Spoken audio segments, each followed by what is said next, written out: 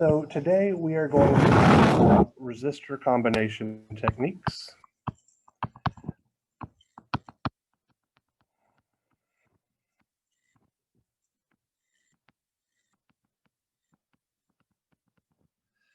And this lecture will be pretty short, mainly because it is a review of what you all did in the Engineering 120 series when you learned to combine resistances, but also because in a traditional classroom-based setting, after this lecture would be when we did our first laboratory assignment.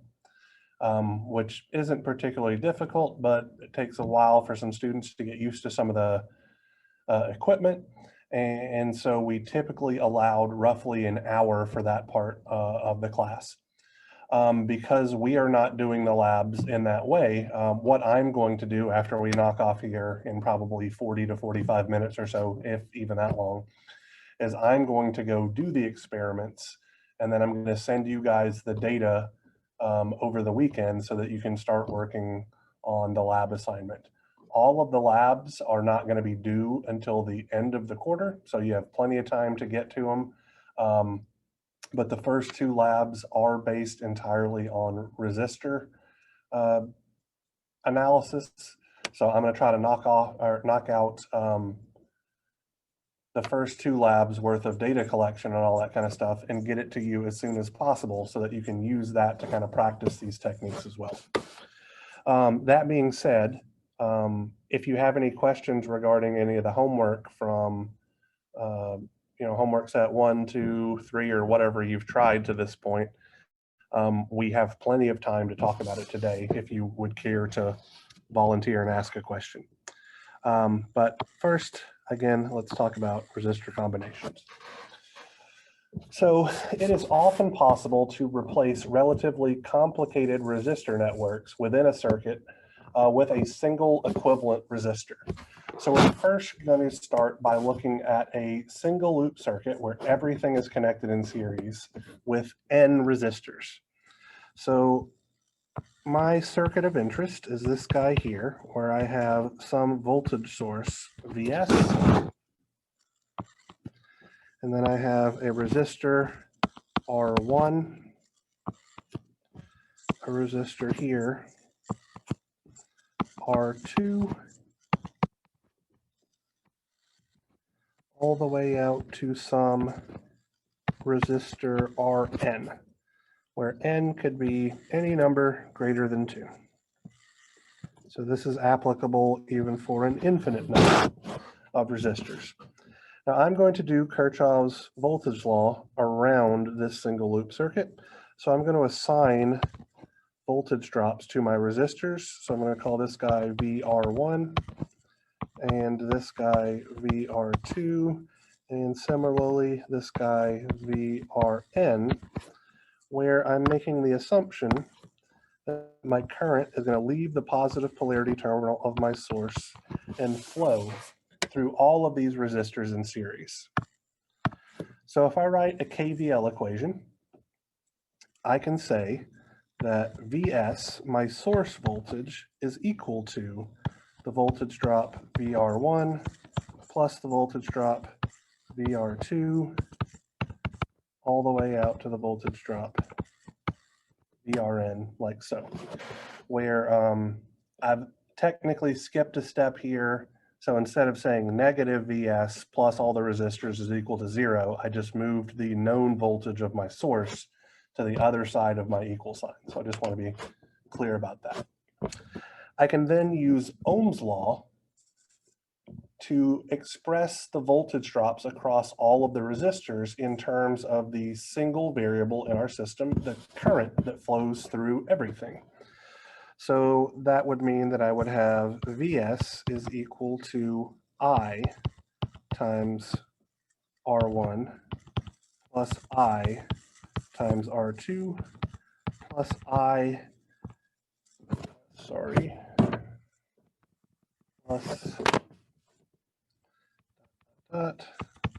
I times Rn so. And I can factor out that common term of I, leaving me with I times the quantity R1 plus R2 plus all the way out to Rn. This is the same as an equivalent resistance. So what I mean by that is from the perspective of the voltage source, it sees all of those individual resistors as a combination. So when we talked about Ohm's law in the last class, we applied a test voltage to a black box network.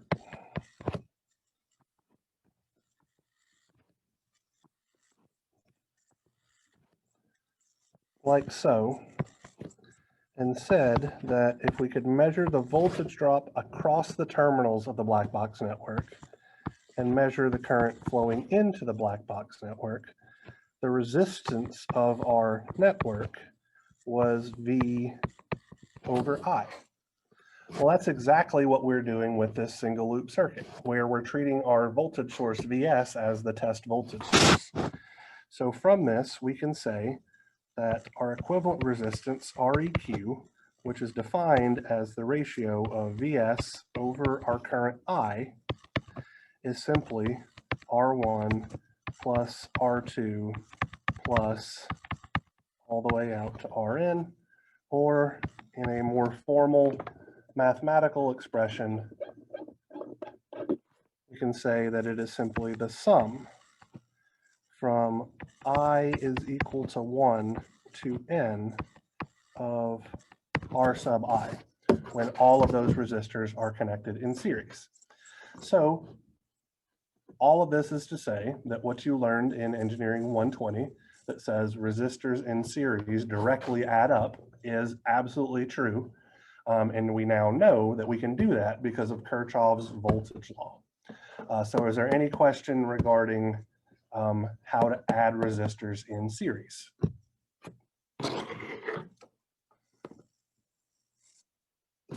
All right, nobody's saying much anything. So let's move along and consider resistors in parallel. To look at resistors in parallel, we are going to start with a similar circuit, but we're going to have a current source connected to some number of resistances in parallel. Let's call this R1, R2,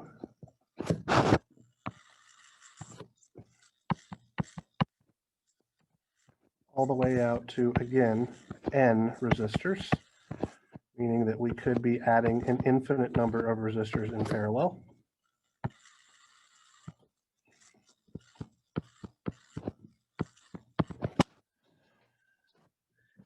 And what I'm going to do now is I'm going to define a few things, okay? So the first thing that I'm going to do is I'm going to call this current flowing through resistor R1, I R1. This current flowing down through resistor R2 is I R2. And this current flowing down through resistor Rn is I Rn. Because this is what's known as a single node pair circuit where everything is connected in parallel, we know that there is a common voltage, which I'm going to call V, across all of our elements that are connected in parallel. So I can write a Kirchhoff's current law equation that says Is, my source current, is going to be equal to the current flowing down through resistor 1 plus the current flowing down through resistor 2 all the way out to the current flowing down through resistor N. Using Ohm's law, I can then express these currents in terms of my common voltage V. So that would give me Is is equal to V divided by R1 plus V divided by R2 plus all the way out to V divided by Rn. And since I have a common factor of V in all of my terms, I can factor that out. So I'm going to have V multiplied by the quantity 1 over R1 plus 1 over R2 plus all the way out to 1 over R sub n. So I want to take a minute to look at something real quick. Let's say that we have a black box network, as we had before. But instead of applying a test voltage source, I apply a test current source to it.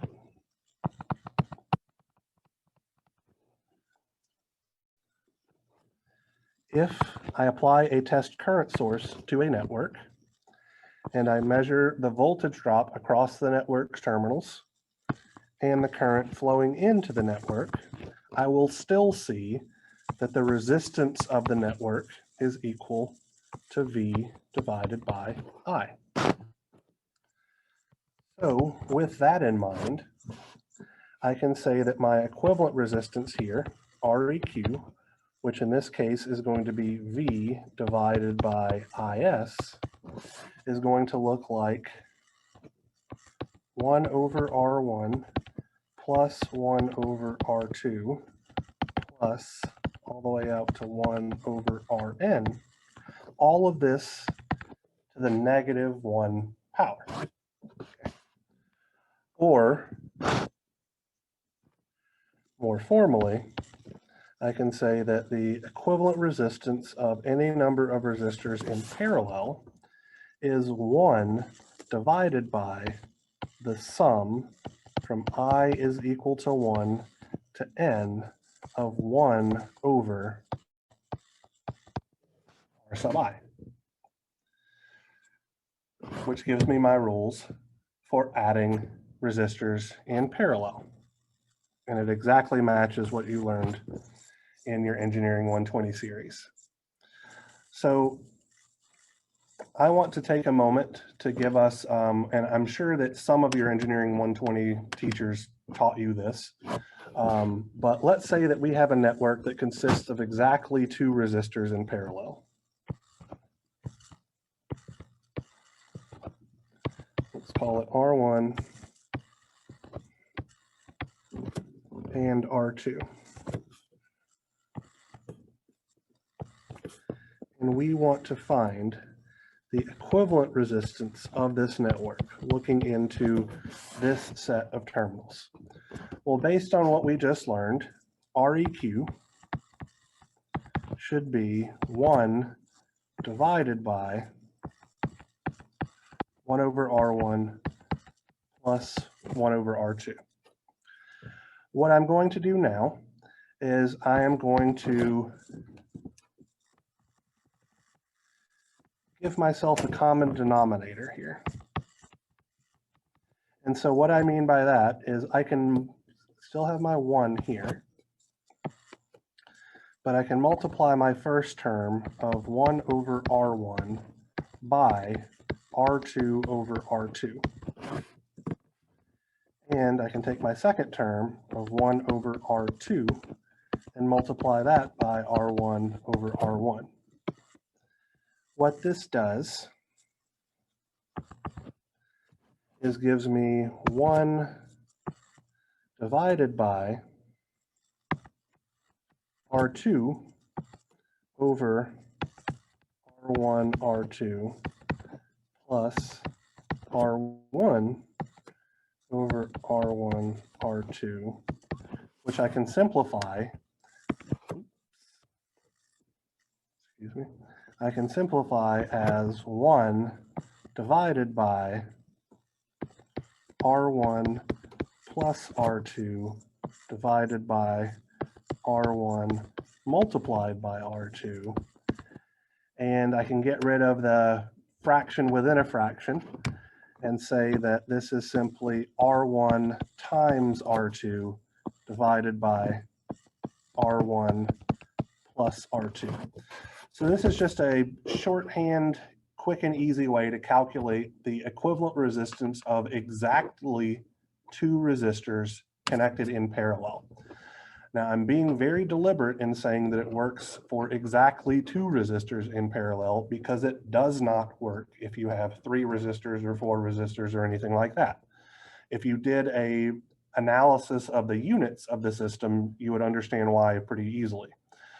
So just to be super duper clear, because I see students make this mistake regularly, this method that I've outlined right here is only applicable when you have 2 resistors in parallel.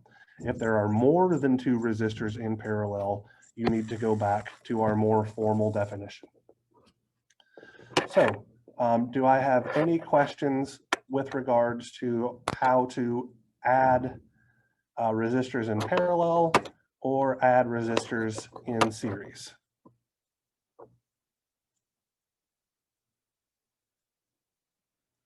All right. So we're going to work an example problem, maybe 2, depends on how I'm feeling here, and then we'll be wrapped up for the day. So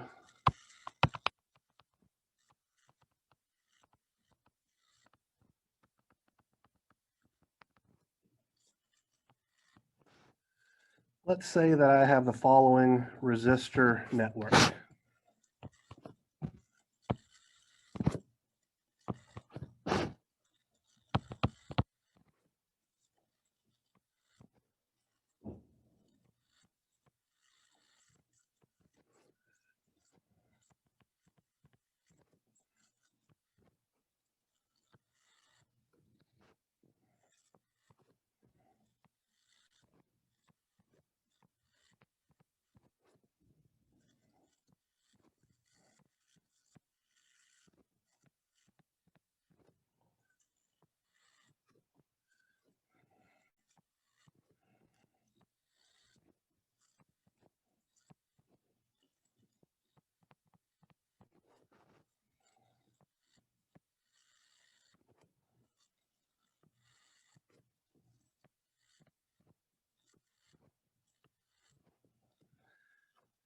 I'm going to call this terminal A and this terminal B, and my goal in this problem is to find the resistance RAB by looking into that set of open circuit terminals and finding the equivalent resistance.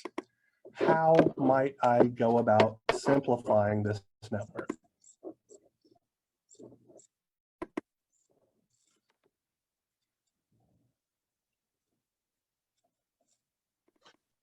Could you add your 40 ohm and 20 ohm resistor in series and then take that into parallel with that 30 ohm?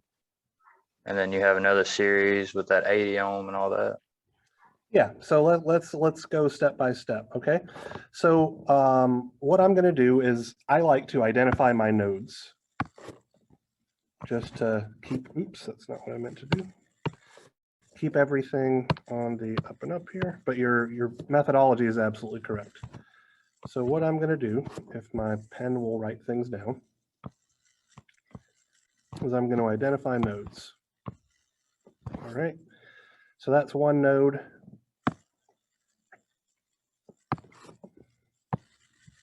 Here's another node. Here's another node.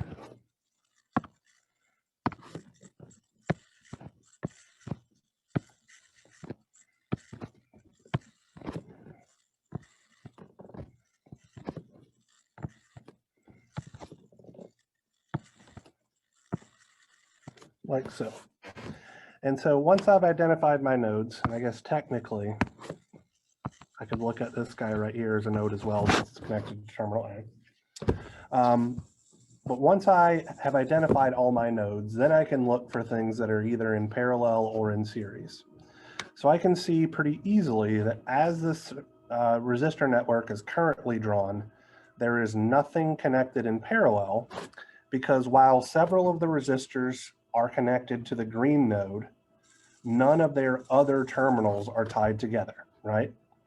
But I can see that my 40 ohm resistor and my 20 ohm resistor are connected in series because they have that one single node, which I've drawn in blue, that doesn't have any.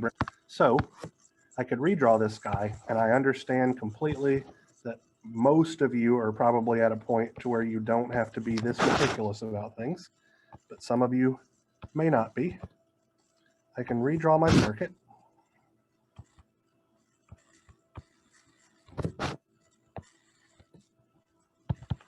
Ten ohms. Here's 100 ohms. Here's 80 ohms. Here's 30 ohms. And now, if I combine my 40 ohm and my 20 ohm resistor, I have 60 ohms. They're in series, so I just add them directly. So let me ask you guys a question. Does it matter at all if I draw my 60 ohm resistor up here, or could I draw it right here? Or would it matter if I chose to draw it down here? Would it make any difference whatsoever? Obviously, I wouldn't draw all three of them, but does it matter where I put that one resistor? Don't you have to draw it in parallel with the 30 ohm? So that is correct. So what I'm trying to reinforce here, let me put this guy down like so. If I color in my nodes again,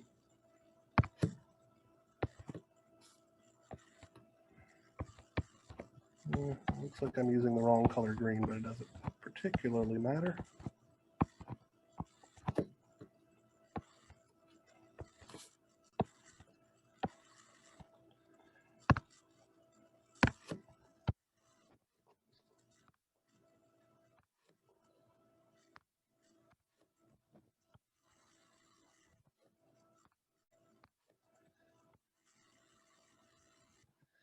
So that 40 ohm resistor and that 20 ohm resistor were in series between the pink node and the green node.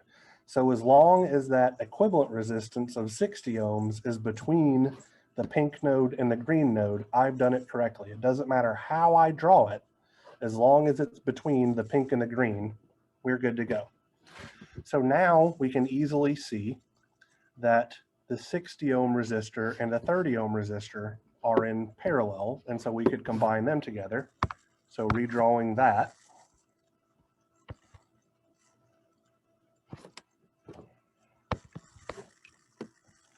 where this is A,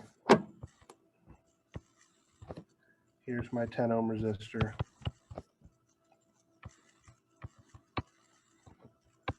here's my 100 ohm resistor,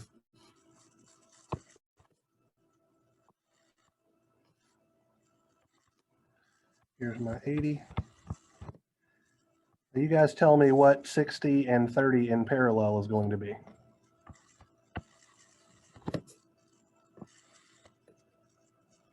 20 ohms. All right. 180 over 90 makes sense to me. Identifying my nodes again. And I know I'm just beating a dead horse at this point.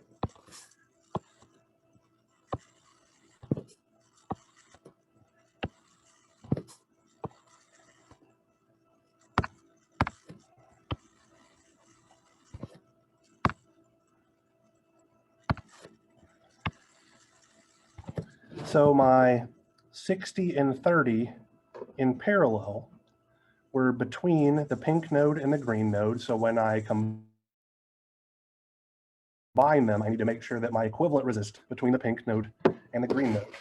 So this simplification puts the 80 ohm resistor in series with the 20 ohm resistor because there's that one node point with no branching paths that's available. So I can combine those guys.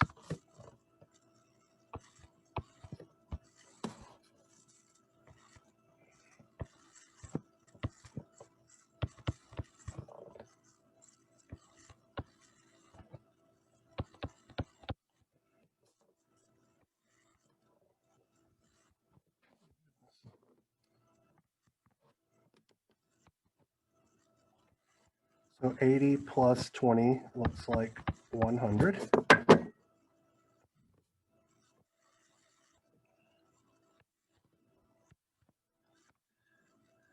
Identifying my nodes just for completion's sake, except that I accidentally erased something.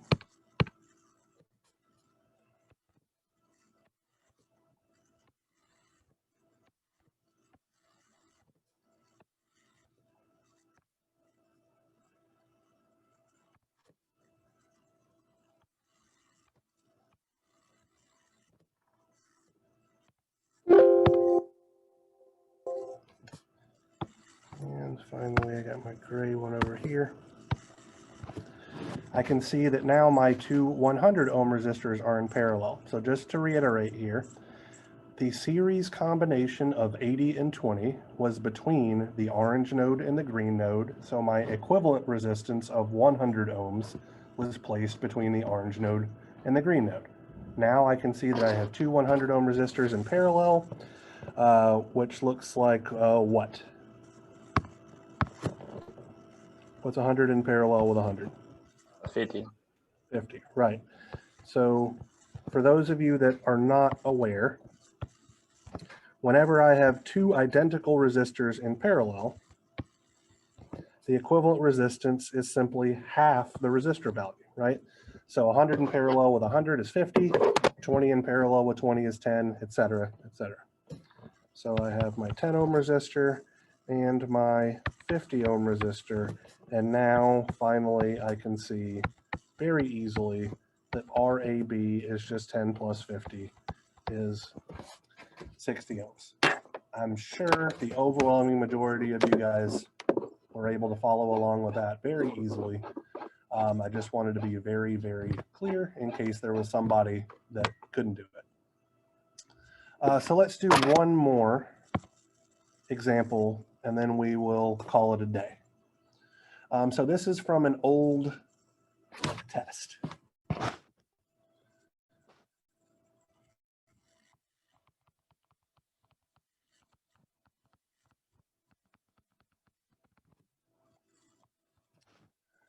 And let me draw our circuit. So here I'm going to have some terminal A.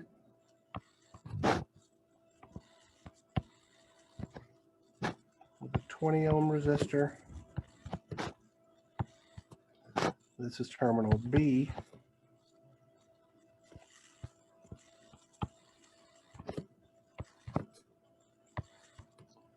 With a 13 ohm resistor. Here's terminal C.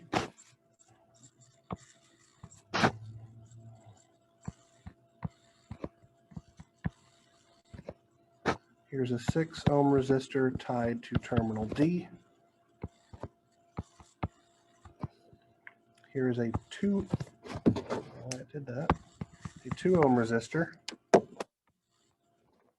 2 ohm resistor, sorry, right today. Attached to terminal E. And finally out here,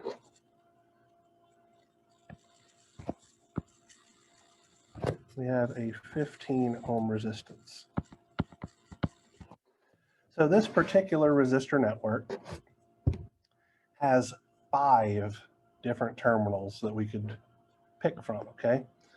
I want us to find what the equivalent resistance between terminals D and terminals E are. And so I typically approach problems like this where I have multiple terminals in a slightly different way than I approached the last problem. I absolutely identify my nodes. So everything connected to the red node would be considered at node A.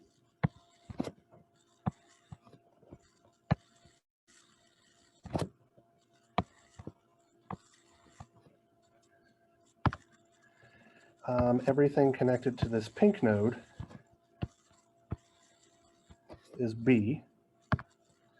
Everything connected to this green node at the bottom we'll call C. And then just for completion's sake, I'm going to call this node right here connected to terminal D, node D, and this node right here connected to terminal E, node E.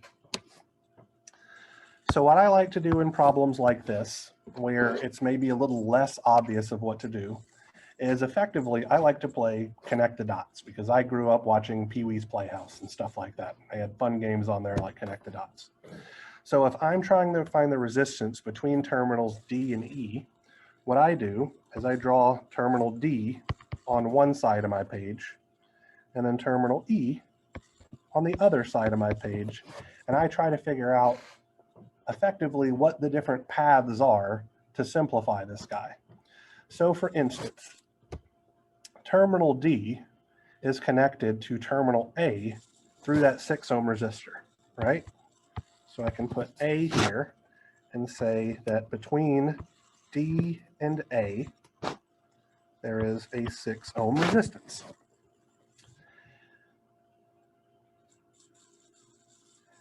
From terminal A, I have a couple of different things, right?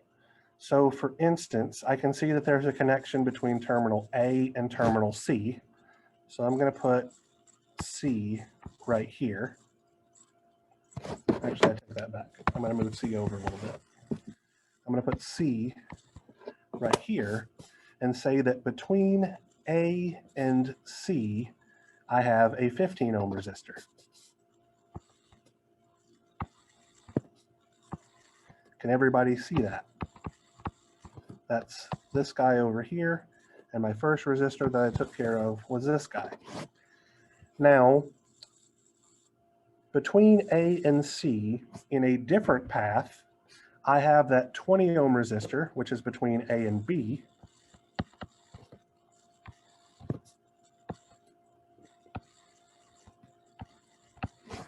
And between B and C, I have that 13 ohm resistor. So that is an alternative path to go from A to C. So that takes care of this guy and this guy. And then finally, between C and E, I have a 2 ohm resistor.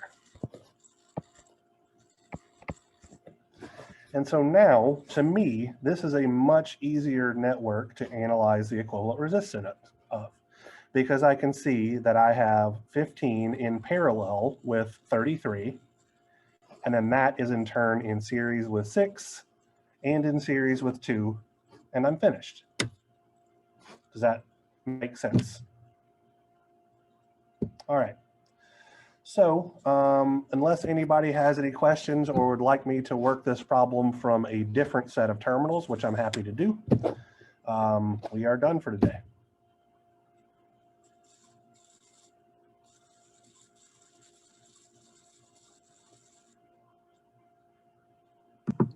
Dr. Hartman, Yes, sir.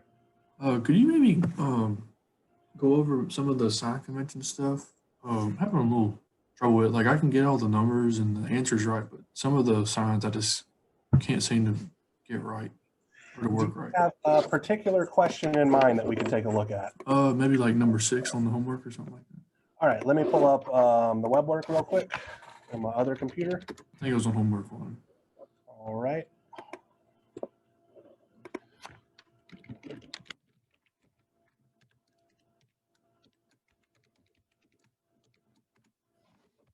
Homework 1, problem 6. Let's take a peek at this guy.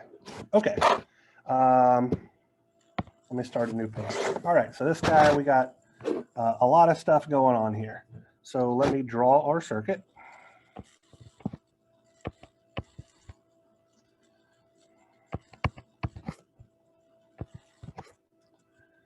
And I'm going to use the values that were assigned to me, if that's okay. So for me, this voltage source on the left-hand side, it says it has a voltage of 7.5 volts. So I'm just going to put 7.5 volts here. And there is a current of I1 flowing through it, direction down, where I1 has a value of negative 0.5 amps.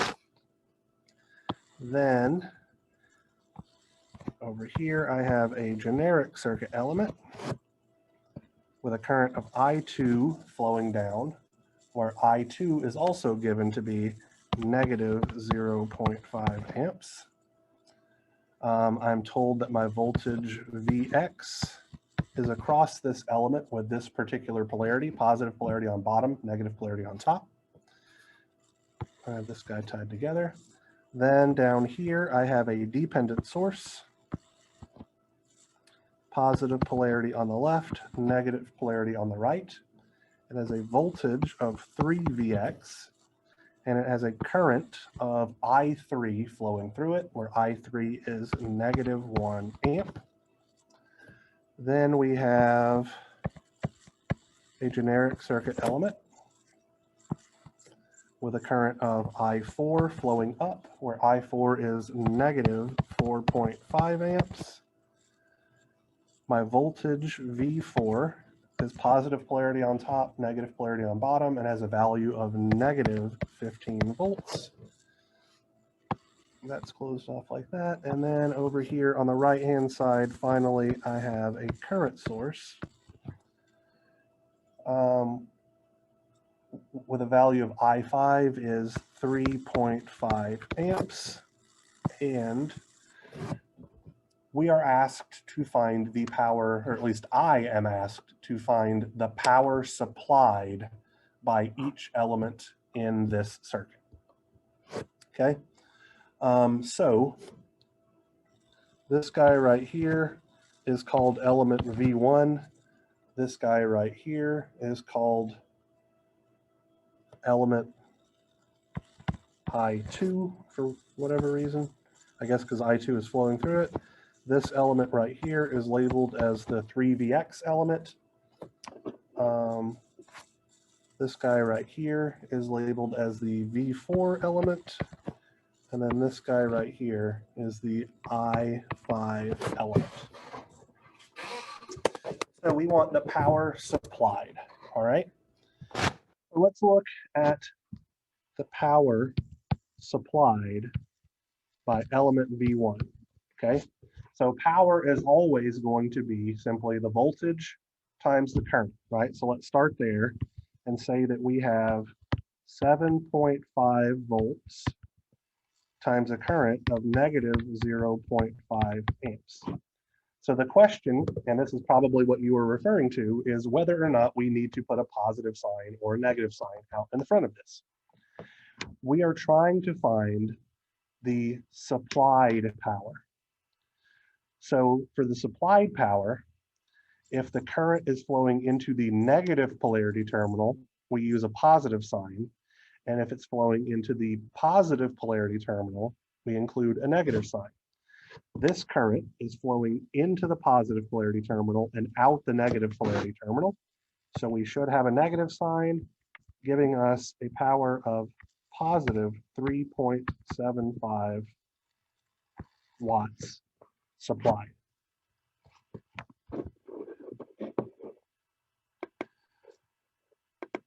So my question to you is, did what I just put down make sense? Yes, sir. All right, so let's look at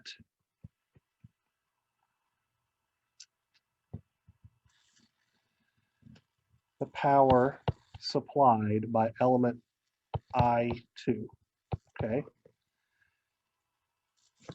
So this one is arguably a little bit tricky because it does have that voltage Vx that is associated with it. What is Vx going to be? Should just be 7.5, right? It should be negative. Or 7. yeah, negative. Yeah. Yeah, and it's negative because Vx is defined with the opposite polarity as the voltage source on the left. So if the voltage source on the left with positive polarity on top is giving us 7.5 volts, then Vx with positive polarity on bottom is giving us negative 7.5 volts. So that's Vx. Our current flowing through the element is negative 0.5 amps. And the current is flowing into the negative polarity terminal, which means we should have a positive sign because we're calculating supplied power. So negative 7.5 times a negative 0.5 gives us another instance of 3.75 watts. Now let's look at the 3Vx. So we have 3 times Vx, where we just said that Vx is negative 7.5. So that would be 22.5, or negative 22.5, excuse me, volts, if I did my mental math correctly. The current is flowing, the current that's flowing through the element is negative 1 amp. And the current is flowing into the positive polarity terminal. So because we are calculating supply power, we need to put a negative sign in. So we have 3 negative signs in total. So our answer should be negative overall, and it'll be negative 22.5 watts. So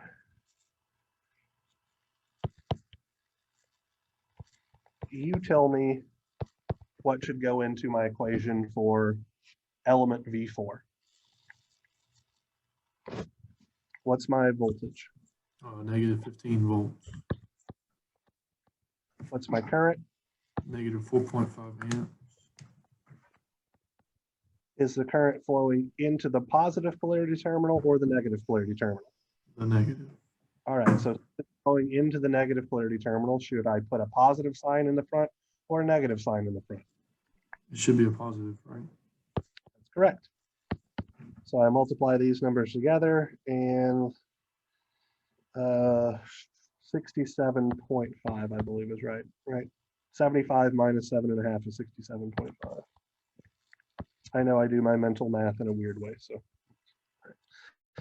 finally, let's look at element I5.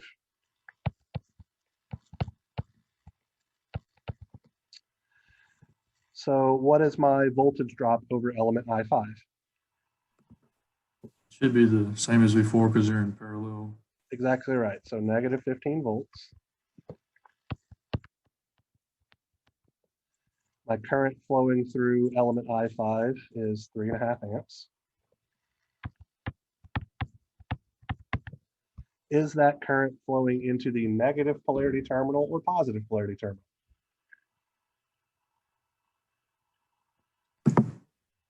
Should be the negative, correct? Right. So it's flowing in the same direction as the negative 4.5 amps from our previous problem. So if it's in the same direction, it means that it's flowing into the negative polarity terminal as well, which means we have a positive sign here. So we simply multiply those numbers together. 15 times 3.5 is 45 plus 7.5, 52.5. And negative. And there we go.